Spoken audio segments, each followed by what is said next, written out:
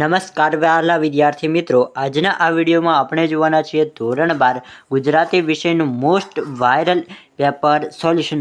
વિદ્યાર્થી મિત્રો, આ પેપર સોલ્યુશનથી તમારા ઘણા ગુણ આવી શકે છે, તો ખાસ આ વિડીયોને તમારે અંત સુધી જરૂરથી જોવાનો છે. અહીં હું તમને જે મોસ્ટ આઈએમપી પેપર સોલ્યુશન આપવાનો છું તેમાંથી ઘણા બધા તમારા બોર્ડ પરીક્ષામાં ક્વેશ્ચન્સ આવી શકે છે. આ તમારા માટે સ્પેશિયલ મોસ્ટ આઈએમપી પ્રશ્નપત્રનું સોલ્યુશન લઈને આવ્યો છું. તો વિદ્યાર્થી મિત્રો, ખાસ વિનંતી છે કે આ વિડીયોને અંત સુધી જરૂરથી જુઓ અને તમારા દરેક મિત્રોને આ વિડીયોની લિંક મોકલી દો. અને જો તમે આપણી આ યુટ્યુબ ચેનલ ઉપર પહેલી વાર આવ્યો તો ચેનલને સબસ્ક્રાઇબ કરવાનું ભૂલશો નહીં, કારણ કે આપણી ચેનલ ઉપર વ્યૂઝ તો વધારે આવે છે, પરંતુ ઘણા વિદ્યાર્થીઓ એવા છે જે ચેનલને સબસ્ક્રાઇબ કરતા નથી. તો એ દરેક વિદ્યાર્થીઓને જણાવવા માગું છું કે તમારું શું જાય છે, માત્ર એક સબસ્ક્રાઇબ બટન તો દબાવવાનું છે, એ જલ્દીથી દબાવી દો. તો ચાલો, તમારો વધુ ટાઈમ વેસ્ટ ન કરતા, કારણ કે કાલે જ તમારું પેપર છે, તો તમારો વધુ સમય ન બગાડતા આજના આ પેપરની શરૂઆત કરીએ. તો સૌપ્રથમ જોઈએ વિભાગ એ, જે તમને 20 ગુણનો જોવા મળશે. આ અહીં વિદ્યાર્થી મિત્રો, વિભાગ એમાં તમને શું જોવા મળશે તો કે પદ આધારિત પ્રશ્નો. જે કાવ્ય આધારિત પ્રશ્નો હોય તેને શું કહેવાય તો કે પદ આધારિત પ્રશ્નો. અહીં દરેકે દરેક પ્રશ્નના હું તમને જવાબ સાથે આપવાનો છું, તો ખાસ વિડીયોમાં અંત સુધી જોડાયા રહેજો. સૌપ્રથમ પ્રશ્ન નંબર 1 મોસ્ટ ઇમ્પોર્ટન્ટ, ઘણીવાર બોર્ડમાં પૂછાયેલો છે. અખિલ બ્રહ્માંડમાં કૃતિના સાહિત્ય સ્વરૂપ જણાવો. તો કે અખિલ બ્રહ્માંડમાં સાહિત્ય સ્વરૂપ શું છે તો કે પદ. અને અખિલ બ્રહ્માંડના કાવ્યના કવિનું નામ શું છે, તો એ તમારે કોમેન્ટ બોક્સમાં લખીને જરૂરથી જણાવવાનું છે. જો તમે સારી એવી તૈયારી કરી હશે તો આ પ્રશ્નનો જવાબ તો કોઈ પણ વિદ્યાર્થી જેણે ગત્તું ના વાંચ્યું હોય ને એને પણ આવડતો જ હોય કે અખિલ બ્રહ્માંડ કૃતિનો સાહિત્ય સ્વરૂપ જણાવો, તો કે પદ. અને હું તમને એક મારા તરફથી પ્રશ્ન આપું છું કે અખિલ બ્રહ્માંડ કાવ્યના કવિનું નામ શું છે, એ તમારે કોમેન્ટ બોક્સમાં જણાવવાનું છે. તો જે પણ વિદ્યાર્થીઓને આવડતું હોય તે મને ફટાફટ કોમેન્ટ બોક્સમાં જણાવી શકે છે અખિલ બ્રહ્માંડ કાવ્યના કવિનું નામ. પ્રશ્ન 2, કવિ પ્રેમાનંદ આશરે કઈ સદીમાં થઈ ગયા. તો કે કવિ પ્રેમાનંદ જે હતા તે કઈ સદીમાં થઈ ગયા, તો કે 17મી સદીમાં. કવિ પ્રેમાનંદનું કયું કાવ્ય તમારામાં છે, તો એ શું આવશે તો કે કવિ પ્રેમાનંદનું કયું કાવ્ય તમારા પુસ્તકમાં છે, તો તે તમારે ફટાફટ મને કોમેન્ટ બોક્સમાં લખીને જરૂરથી જણાવવાનું છે. જે પણ વિદ્યાર્થી મિત્રોને સાચો જવાબ આવશે તેમને હું લાઇક કરીશ. તો તમને જવાબ આવડતો હોય તો ફટાફટ કોમેન્ટ બોક્સમાં લખીને જણાવો, અથવા તો તમને જવાબ ના આવડતો હોય તો હું જણાવું છું કે દમયંતી સ્વયંવર. શું આવશે? દમયંતી સ્વયંવર. કવિ પ્રેમાનંદનું કયું કાવ્ય, તો કે દમયંતી સ્વયંવર. પછી જે પ્રશ્ન નંબર 3 કે છેલ્લું દર્શન કાવ્યના કવિનું નામ લખો. તો કે છેલ્લું દર્શન કાવ્યના કવિનું નામ કવિ રામનારાયણ વી પાઠક. શું નામ છે, તો કે કવિ રામનારાયણ વી પાઠક. પ્રશ્ન 4, પથ્થર થરથરું જોજે કાવ્યમાં શેમાંથી લેવામાં આવ્યું છે, તો કે છંદોલય બૃહતમાંથી. પથ્થર થરથર ધ્રુજે કાવ્ય શેમાંથી લેવામાં આવ્યું, તો કે છંદોલય બૃહતમાંથી. હવે જોઈએ મોસ્ટ ઇમ્પોર્ટન્ટ નીચેના પ્રશ્નોને એક વાક્યમાં ઉત્તર લખો. એના પણ 4 ગુણ રોકડા મળી શકે છે જો વિદ્યાર્થી મિત્રો તમે સારી રીતે હેતુલક્ષી પ્રશ્નોના જવાબ તૈયાર કર્યા હોય તો. પ્રશ્ન 5 છે કે ગોપી શેમાં સ્નાન કરવાની ના પાડે છે અને શા માટે. તો કે ગોપી જમનાના નીરમાં સ્નાન કરવાની ના પાડે છે, પરંતુ શા માટે, તો કે કારણ કે જમનાના નીર શ્યામ રંગના હોય છે, આ કારણે ગોપી જમનાના નીરમાં સ્નાન કરવાની ના પાડે છે. પ્રશ્ન 6 છે કે દૂરથી પતિને આવતા જોઈ ઉર્મિલા શું વિચારે છે. તો કે દૂરથી પતિને આવતા જોઈ ઉર્મિલા મનમાં હજારો વશમાં વિચારો આવે છે. હવે જોઈએ પ્રશ્ન નંબર 7, ગામની ભગોળે લોકો શા માટે એકઠા થયા હતા. તો કે ગામની ભગોળે લોકો અચાનક આચરનારી અબળાને એના કૃત્ય માટે ન્યાય આપવા એકઠા થયા છે. તમને યાદ હશે કે તમે ઓલિયાવાળો પાઠ ભણ્યા હશો, એમાં તમને જાણવા મળે છે કે ગામના લોકો શા માટે ભેગા થાય છે. તો કે એક સ્ત્રીને તેને કંઈક ખરાબ કામ કર્યું હોય છે, ખરાબ કૃત્ય કર્યું હોય છે, એના માટે તેને ન્યાય એટલે કે પથ્થર મારીને મારી નાખવું એવું ગામના લોકો કહેતા હોય છે. અને ત્યાં ઓલિયો આવે છે અને એ સ્ત્રીને બચાવી લે છે. ત્યારે ઓલિયો કહે છે કે જે વ્યક્તિએ કોઈ પણ પ્રકારનું પાપ ના કર્યું હોય તે પહેલો પથ્થર મારે. ત્યારે કોઈ પણ પથ્થર મારવા રહેતું નથી અને ત્યાંથી દરેક લોકો જતા રહેશે. જો વિદ્યાર્થી મિત્રો તમારે કોઈ મોટો પ્રશ્ન પણ આપવામાંથી પૂછાઈ જાય તો એના વિશે પણ મેં થોડીક માહિતી તમને આપી દીધી છે. પ્રશ્ન 8, મૂર્ખ મનમાં શું જાણતો નથી. તો કે મૂર્ખ મનમાં પ્રભુ ભક્તિનો આનંદ કેવો હોય તે જાણી શકતો નથી. તો કે મૂર્ખ મનમાં શું નથી જાણતો, તો કે પ્રભુ ભક્તિનો જે આનંદ હોય છે તે મૂર્ખ ક્યારેય જાણી શકતો નથી. હવે જોઈએ નીચેના પ્રશ્નોના 4-5 વાક્યોમાં ઉત્તર લખો. અને આ દરેક પ્રશ્નોના તમને 2 ગુણ આપવામાં આવશે અને આ 4 ગુણના તમને 2 પ્રશ્નો જોવા મળશે. અહીં તમને એક પ્રશ્ન અથવા વાળો પણ જોવા મળશે, એટલે કે 9, 10 અને 11 પ્રશ્નો હશે. એમાંથી તમારે કોઈ પણ 2 પ્રશ્નો લખવાના હશે અને કોઈ પણ તમને જે પણ 2 પ્રશ્નો આવડતા હોય તેનો જવાબ તમારે સારી રીતે લખવાનો રહેશે. અહીં 2 મોસ્ટ ઇમ્પોર્ટન્ટ પ્રશ્નો મેં લઈ લીધા છે.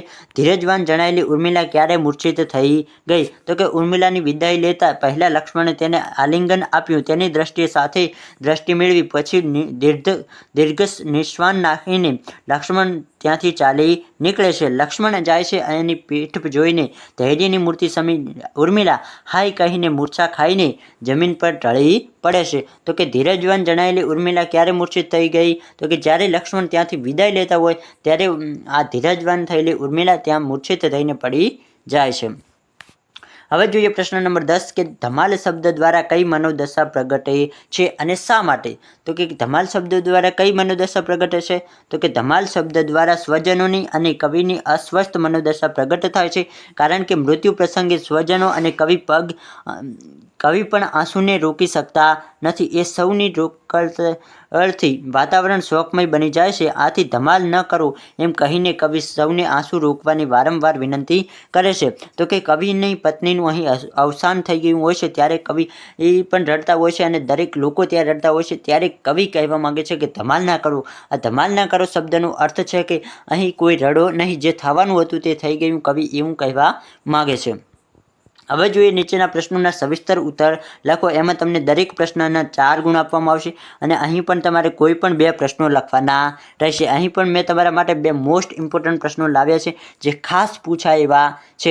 અને વિદ્યાર્થી મિત્રો જણાવી દઉં કે જો તમારે આ સંપૂર્ણ પેપર સોલ્યુશનની PDF જોઈતી હોય તો ક્યાંથી મળશે? તો કે આપણી ટેલિગ્રામ ચેનલમાંથી તમને હું અત્યારે જ આ વિડીયો સમાપ્ત થાય ત્યારબાદ PDF અપલોડ કરી દઈશ, તો ત્યાંથી તમે PDFને ડાઉનલોડ કરી શકો છો. તો હજી સુધી ટેલિગ્રામ ચેનલમાં ના જોડાયા હોય તો જલ્દીથી ટેલિગ્રામમાં પણ જોડાઈ જાઓ. રામબાણ પદનો મર્મ તમારા શબ્દોમાં લખો. તો કે રામબાણ પદમાં શું આવે છે તેને તમારે અહીં લખવાનું રહેશે.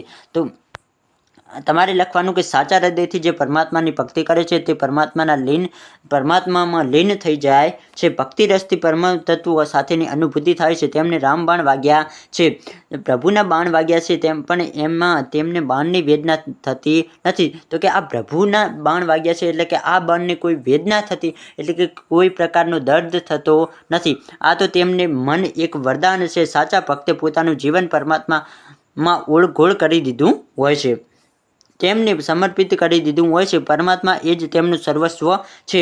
સત્ય સ્વરૂપ ઈશ્વરને શરણે જવાથી ખુદ પરમાત્મા ભક્તનું કલ્યાણ કરે છે. તેમના જીવનમાં પરમાત્મા સિવાય અન્યનું કોઈનું સ્થાન નથી. સાચા ભક્તની આવી નિસ્વાર્થ પ્રેમ ભક્તિએ પરમાત્મા પ્રસન્ન થાય છે. તેમના જીવનમાં કોઈ સંઘર્ષ આવે કે કપરો કાળ આવે ત્યારે પરમાત્મા તેમની વહારે આવે છે, તેમની રક્ષા કરે છે, તેમને ઉગારે છે, તેમનો ઉદ્ધાર કરે છે. રામબાણ પદનો આ મર્મ છે. તો કે રામબાણ કાવ્યમાં તમને શું કહેવા માંગે છે? તો કે જે સાચી રીતે ભક્તિ કરે છે તેને જરૂર રામ મળતા હોય છે એવું આ કાવ્યમાં કહેવા માંગે છે. જો તમારે આ પ્રશ્ન આવે તો તમે એના વિશે આટલું ડિટેલમાં લખી શકો છો. આગળ વાત કરીએ પ્રશ્ન નંબર 12 છે કે જુઓ ગઝલનો મર્મ સમજાવો. અહીં પણ તમારે મર્મ સમજાવવાનો રહેશે. તો કે જુઓ ગઝલ, જો તમે આ કાવ્ય ભણ્યા હોય તો તમને જવાબ બહુ જ સરળતાથી આવડે. તો કે જુઓ ગઝલમાં કવિ જે અશક્ય છે એને શક્ય કરી શકાય કે નહીં એ ચકાસી જોવાનું કહે છે. જીવનમાં દરેક વસ્તુ શક્ય બનતી નથી. દરેક શેરમાં કવિએ આ જ ભાવ 2 જુદી જુદી વસ્તુને સામસામે મૂકીને સમજાવ્યો છે. તો કે કવિ આ કાવ્યમાં એવું કહેવા માંગે છે કે દરેક વસ્તુ શક્ય નથી, એને તમારે ચકાસી જોવી જોઈએ એવું કવિ દરેક જે પંક્તિ હોય છે દરેક પંક્તિમાં જણાવવા માગે છે. પથ્થર જડ છે, તેને બોલાવવાના ગમે તેટલા પ્રયત્ન કરો પણ તે વ્યર્થ છે. તો કે તમે ધારો કે કોઈ પથ્થર છે તેને તમે ગમે એટલું પ્રયત્ન કરો તો પણ એ પથ્થર ક્યારેય બોલતો નથી. કવિ એવું સમજાવવા માંગે છે કે અમુક વસ્તુ જે અશક્ય છે એ અશક્ય જ છે. તમે ગમે તે કામ કરો તે શક્ય બની શકતી નથી. જીવનમાં દરેકને મળવું સહેલું છે પણ કોઈના જીવનમાં વૃક્ષની જેમ ડાળ ફેલાવીને છાયારૂપ બનવું એટલે કે ઉપકારકાર બનવું મુશ્કેલ છે. તો કે દરેકના જીવનમાં આપણે જઈ શકીએ છીએ પરંતુ કોઈના જીવનમાં આપણે કોઈ ડાળ ફેલાવીને છાયારૂપ બનવું એ બહુ જ મુશ્કેલ હોય છે. એટલે કે કોઈના જીવનની મુશ્કેલી હોય અને તેમાં આપણે ભાગ લઈએ, તે ભાગ આપણે મુશ્કેલ છે, ઘણા લોકો ભાગ લઈ શકતા નથી એવું કવિ કહેવા માગે છે. બીજાને મદદરૂપ કરવા માટે હૃદયની ઉદાર ભાવના જોઈએ. તેથી ઉપકારની ભાવના હોવી સહેલી બાબત નથી. કવિ નગરને બાળક જેવું અબુધ કહે છે, કેમ કે કોઈ પણ નગરમાં આવે એટલે નગરના જીવન લઈ લલચાઈ જાય છે. કાચબાની ધીમી ગતિ પરથી સમય જાણી શકાતો નથી. ધીમી ગતિથી સમયને ઉલટાવી શકાતો નથી. રેત શીશીને ઉલટાવવાથી સમય બદલી શકાતો નથી. તો તમને ખબર જ છે કે એક રેતની શીશી આવે છે અને તેના દ્વારા સમયનું માપન કરવામાં આવે છે. તો કે આ રેતની શીશીને આપણે ઉલટાવી દઈએ તો એનાથી કંઈ સમય પાછો આવતો નથી. આયનામાં દરેકના પ્રતિબિંબ ઝીલાય છે, પણ એની સાથે સંબંધો બાંધી શકાતા નથી. એ માટે તો કોઈને આંખોમાં અર્થાત હૃદયના સ્થાન આપવું જરૂરી છે. તો કે આપણે આપણો ચહેરો કાચમાં કે અરીસામાં દેખી શકીએ છીએ, પરંતુ તેની સાથે આપણે કોઈ પ્રકારના સંબંધ બાંધી શકતા નથી. આમ કવિએ અશક્યતાના દ્વાર ખખડાવી શક્યનો પ્રવેશ કરાવી શકાતો નથી. એ જુદા જુદા શબ્દ ઝુમખાને સામસામે મૂકીને દર્શાવ્યું છે. તો કે આ કાવ્યમાં કવિ કહેવા માંગે છે કે અમુક વસ્તુઓ એવી હોય છે જે શક્ય નથી એ નથી, તો તેના માટે તમારે વધુ પ્રયાસો ના કરવા જોઈએ. જેમ કે એક પથ્થર છે, તમે પથ્થરને ગમે તેટલા પ્રયત્નો કરો તો એ પથ્થર ક્યારેય બોલી શકતો નથી. એ એક મુખ્ય ઉદાહરણ કવિએ આપ્યું છે. તો આઈ હોપ વિદ્યાર્થી મિત્રો તમે આ દરેક પ્રશ્નની સંપૂર્ણ રીતે સારી રીતે સમજાઈ ગયા હશે. અહીં આપણે જોયું વિભાગ એ માટેનું સંપૂર્ણ સોલ્યુશન. તમને આ વિડીયો કેવો લાગ્યો તે મને કોમેન્ટ બોક્સમાં લખીને જરૂરથી જણાવો. આ વિડીયો પસંદ આવે તો વિડીયોને વધુમાં વધુ શેર કરો. આપણી યુટ્યુબ ચેનલ ઉપર પહેલી વાર આવ્યા હોય તો જરૂરથી ચેનલને સબસ્ક્રાઈબ કરો. જો તમારે આની PDF જોઈતો હોય તો ટેલિગ્રામમાંથી ડાઉનલોડ કરો. ફરી મળીએ આવા જ કોઈક અવનવા વિડીયો સાથે. વિભાગ બીના સોલ્યુશન સાથે આપણે ફરીવાર થોડા જ સમયમાં મળીશું. ત્યાં સુધી આવજો.